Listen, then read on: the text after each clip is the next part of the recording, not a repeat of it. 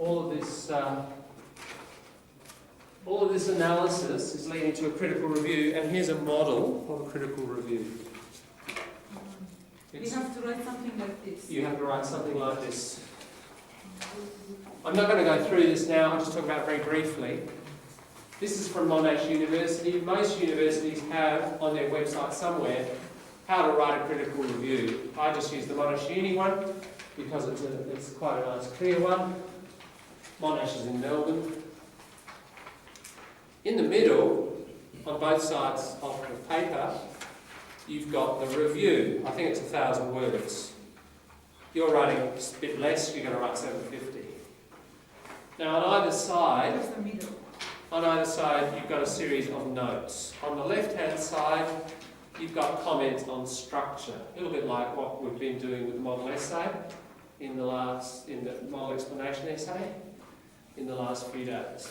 On the right-hand side, you've got comments about particular language and referencing, like reporting expressions.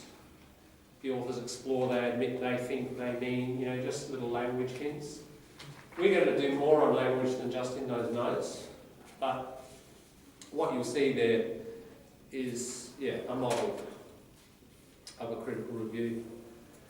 Let's have a look at the question. It says in the middle, topic, write a critical review of Chapter 2 of Study Abroad, a manual for Asian students. So in this course, the tutor or lecturer has said, right guys, we're looking at Chapter 2 of a book, and we're going to use our critical thinking to analyse that chapter. What we're doing is very common as well, an article from some journal, and we're criticising that closely. In your review, you should summarise the chapter and then evaluate it. I've mentioned that already. The first third of your review, and same here, is going to be just a straight summary with no real judgment. The second part, the next 2/3, will be your critical analysis of it. And that's kind of more important really. It's your demonstration of critical thinking.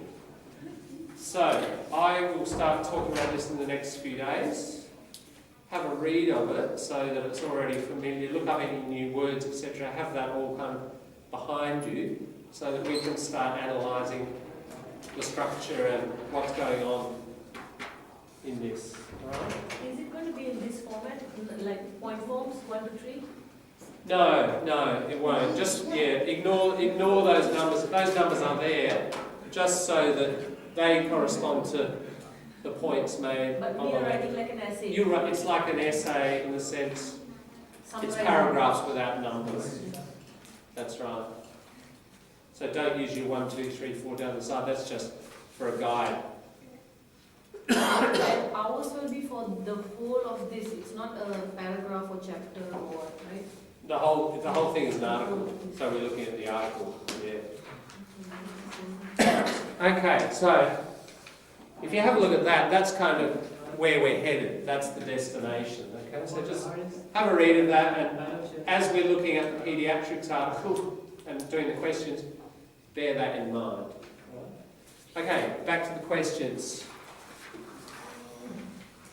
We're up to how they were recruited, and then we jump to 8.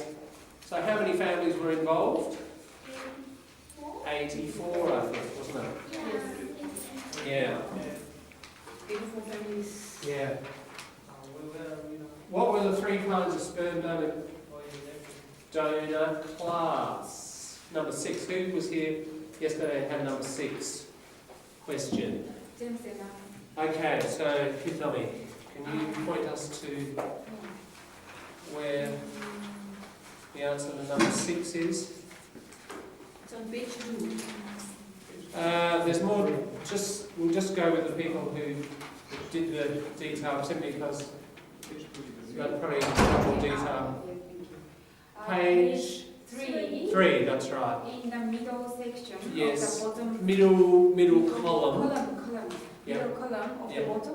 At the Yeah, bottom. at the bottom of the At middle bottom column. of the- At Correct. the bottom of the middle column. That's it. So what have we got? Here, it's on me. How many? It says non-sperm donor Yeah, and then unknown donor that is consisted of yeah, two different types. yeah, One is permanently unknown, yeah, and then the other one is could be identified when the adolescent reached the age of 18. yeah, So as yet unknown. yeah. Could be, yeah. Could be That's unknown. right, that was the category, as yet unknown. Yeah, so we had three categories really, didn't we? Known, permanently unknown, they turn 18, they still wouldn't know. They turn 80 and they still wouldn't know. And they were identified at 18. And so they're categorised, they use this term for these guys, as yet unknown. Good, so these are independent variables. They're going to check to see if, is there any difference between permanently unknown and as yet unknown? Does this affect anxiety scores or academic performance or sociability or aggression? So these are independent variables. Yeah. Good. ID, is it ID, identified. identified? You mean when they get 18? When they turn 18, right, they'll be told, your dad is really Barack Obama. And we live in White House. That's right. John, how about Yeah. page 2, the third column, the last paragraph? Yeah. They already say the sperm donor state, having an Yeah. and as That's that's a true. question 2, isn't it? Is it a question for 6, isn't it? Hang on, 2. What groups are being compared in the state? Just the No, one. I mean, question 6 is in here too. It's there too, it's mentioned there as well. Yeah. That's right. Having a known, as yet unknown, or permanently unknown donor, yes, that's true. There's a quick Very clear, summary yeah, of it yeah. there. Ah. Yeah. Can I use that? You could use that. You could use where Tommy directed us. Yeah, because Right. I've already answered all the questions. Okay. No, that's the same answer. Yes.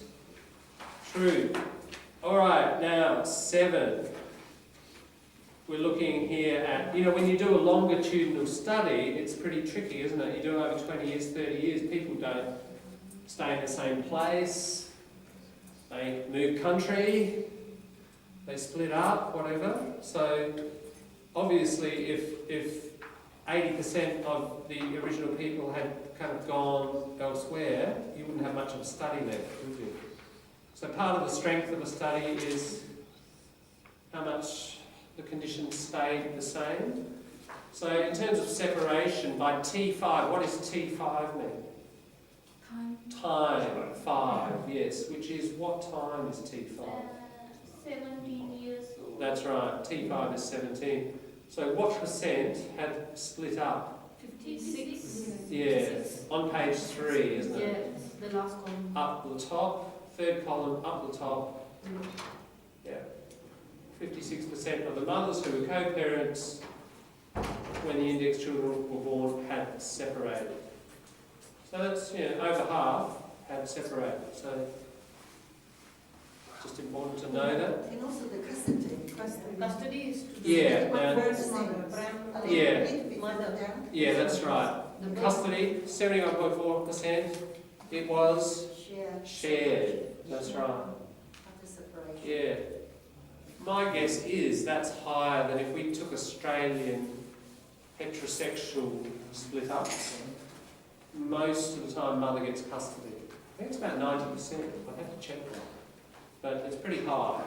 So interesting, within lesbian families, there's a acknowledgement of sort of equal parenting that continues after separation. Yeah. All right. Good. And then we did number 8. Yeah. So we're on to 9, 10, 11. Now we did up to 16, didn't we? So No. We did we did up to 8. didn't we? And then, okay, so 9, 10, 11, 12, 13, maybe we'll reassign these to groups again. Alright? So what if we have 3, 3, 4, 3? Okay?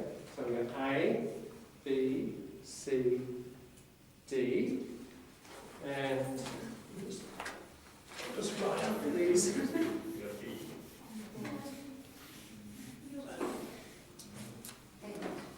So Dilhani, you're A, Nancy, you're B. Yeah. Alright, yep. And so we've got 9, 10, 11, 12, 13, 14, 15, 16. We've got a smaller board, so we're going to squeeze in answers. So just write in very short note form. Okay, so we'll go A, B, C, D, A, B, C, D. Alright? If you like that, we have to stand up and sit down again, stand up and sit down again. That's right. Exercise. Aerobic. Aerobic exercise. Good. Okay, you got 10 minutes. Alright, 5 minutes per question. Go for it.